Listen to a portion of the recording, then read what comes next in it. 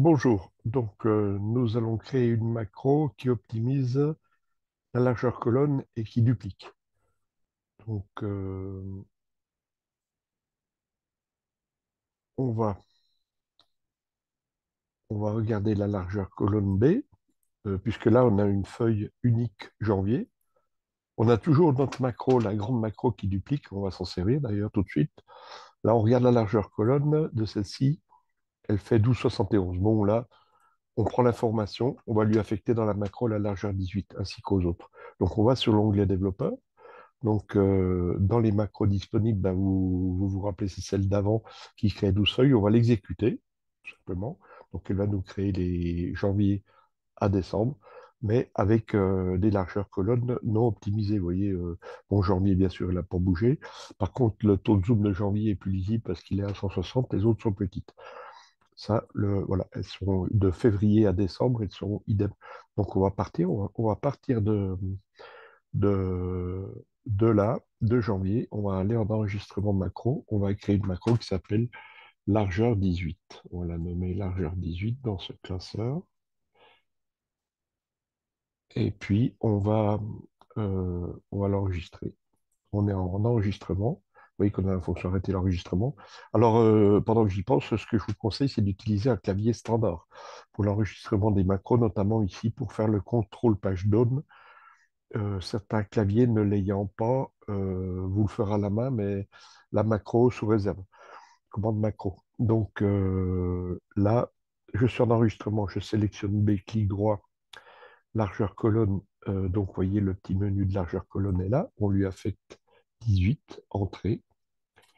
Bon, là, bon, tout rentre dedans. Bon, après, elle pourrait être plus large aussi, hein, c'est un exemple. Maintenant, eh ben, la suite, on est ici. Contrôle page Dawn.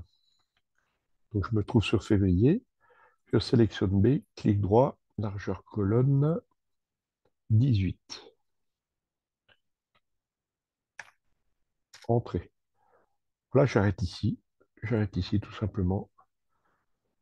Je prends la macro que je viens de commencer, largeur 18. Je prends le pas à pas. Et là, je vais la travailler. Je lis colonne B, application, donc code copie. Là, normalement, celui-ci, j'en ai pas besoin. Je supprime. Je tabule en arrière. Euh, et puis, j'ai Active Sheet Next une fois seulement, puisque la commande ici, je n'ai pas besoin non plus. Par contre, là, je vais démarrer une boucle. Je vais faire, on va prendre une variable qui s'appelle moi. Dim moi as integer. Je vais prendre, je vais marquer moi en minuscule. Dim integer. Entrée. Euh, Moi égale A. On le définit à A. Entrée. Alors, for moi égale 1 à 12. Moi, pardon, moi égale 1 to 12.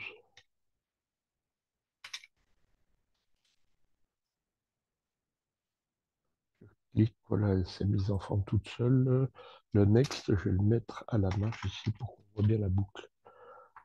Et normalement là, j'ai une macro qui affecte la colonne 18 à, à tous les mois de 1 à 12. Je l'enregistre, je ferme et je me positionne sur janvier, bien sûr, parce que là j'étais sur février. Bon, j'aurai quand même une erreur à la fin puisqu'il y a un Active Next, mais c'est pas grave, la macro est faite, hein. De toute façon, ça fonctionne. Donc là, on prend la largeur 18, on l'exécute. Voilà, bon, vous voyez, on est arrivé sur décembre.